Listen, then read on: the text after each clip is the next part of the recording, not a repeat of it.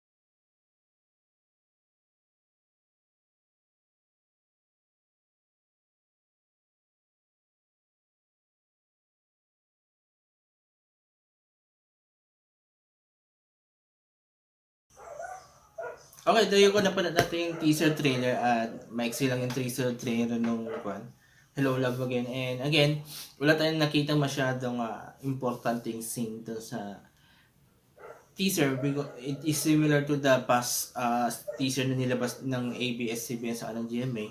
So, mostly mga compilation scenes nung past or previous movies ng Star Cinema na may theme ng about OFWs, diba? And of course, may kasama doong scene ng yung movie ni na Alden sa ni Catherine do sa first movie nila, yung Hello Love Goodbye. And another scene, I don't know kung it came from the new movie or similar rin to sa unang teaser na parang ginawa lang for this teaser. So, yun. So, pero exciting kasi malapit na siyang ipalabas, November 13. So 2 months to go para mapanood natin yung movie. And I'm sure maybe this month or next month may lalabas ng mga teaser. Yun talagang teaser ng movie and the full trailer. And by November makikita na natin yung movie. So everyone is excited with this movie because this is a comeback movie of Catherine Bernardo and Alden Richard, and we know na very successful yung movie nila together when they did Hello Love Goodbye, diba? And tinalo yung tampalan nila ay tumalo sa lahat ng movies na nagawa ng Star Cinema, diba? So this is a combination of a kapamilya and kapuso star, diba? So yon. So even though wala tayong nakita something kagagulat to sa teaser kanina, I'm still positive with this series, with this movie I mean, na mapanood natin yung kung ano yung i-offer nitong movie, kung mas heartful, mas dramatic pa ito kumpara sa Hello Love Goodbye, diba? And are we going to see more acting or depth ng acting nila Catherine sa ni Alden dito sa movie? So yun. So that's all masasabi ko. So excited pa rin ako despite of medyo disappointment to sa teaser, diba? But still, I'm looking forward for this movie because this is one of the most awaited movie this year, diba?